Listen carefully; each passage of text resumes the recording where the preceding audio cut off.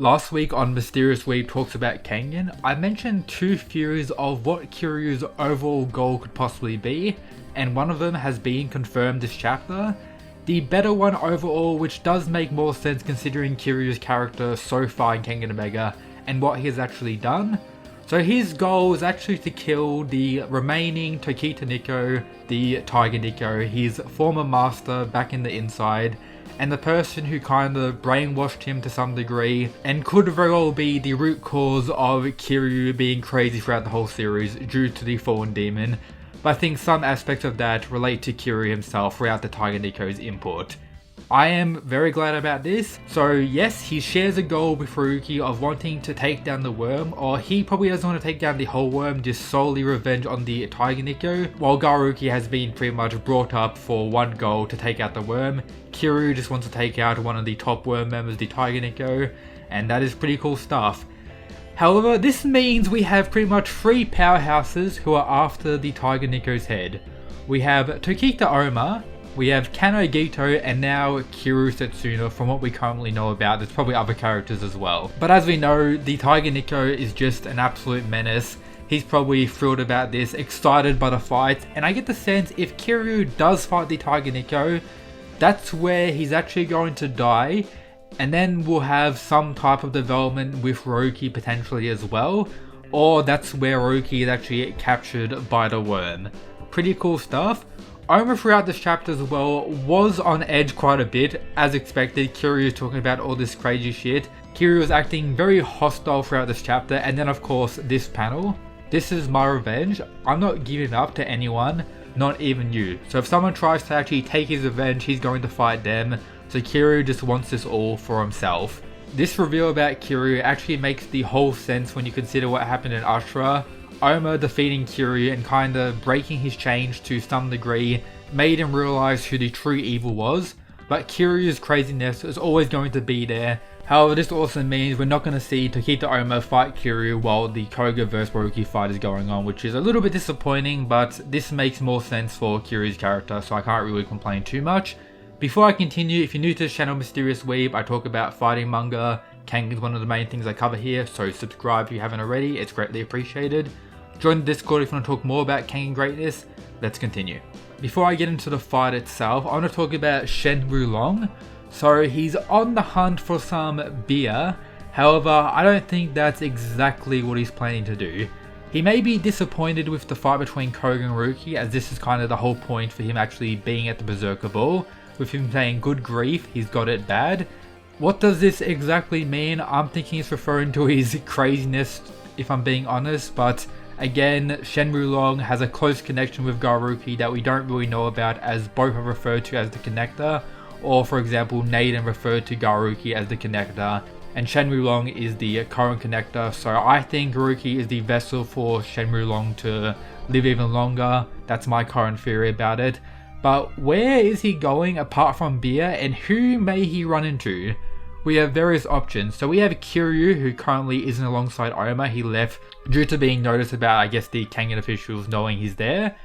We have Kuroki in the arena as well. I've been talking about this in a few videos. Imagine seeing Kuroki fight Shen Wulong. That would be some insanity. Of course, Oma just left the group as well. So maybe he's going to confront Oma and they're going to have some type of interaction or potentially some type of fight. We have various other Kengan characters in the stands. But if I had to place my bets, I think it's going to be either Kiryu, Kuroki, or Oma out of those three who Shen Wulong runs into. It's going to be some pretty hype stuff. Just keep that in the back of your mind. Shen Wulong is no longer alongside Kazi and Joji. He is walking around the arena and he may run into someone. Even if he doesn't fight, just having a interaction or like a face-off between him and Kuroki is going to be some insanity. I'm praying we get something like that. So it's very clear throughout this fight that Ryuki is going for the kill on Koga. Gao Lang pretty much implies the same thing. And Koga is struggling a little bit. A lot of his attacks are getting very close. The Koi style, Rakushasha's palm in combination with the blink.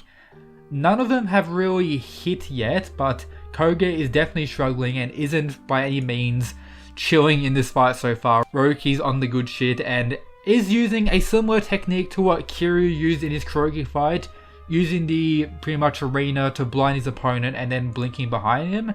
And then I guess we got some super plot armor type thing from Koga here, where he closes his eyes, or while blinded he actually throws a strike and it lands. Is this due to his foresight development, or was he just lucky in that regard? And we actually see him use the Nico style Adamante Kata Indestructible. However, we see that Oma is very confused. Does this mean Oma didn't actually teach Koga the Indestructible and he was able to work out how to do it himself? Oma of course mentioned he taught Koga a few Nico style techniques, but based on his reaction here, it seems like he didn't actually teach Oma this technique, or perhaps the way he used it on one of his hands wasn't really something Oma thought of to counter the Rakshas's palm potentially, but it's just really weird. We'll most likely get that explained next chapter. It was a pretty good fight and he was able to land a direct shot on Ryuki here, but so far the fight is pretty equal. Even though he did use Indestructible on his head, it seems to be pretty injured as well, so of course he can't fully negate the Rakshas's palm. My prediction for this fight still is Koga actually winning to push the story forward regarding Ryuki.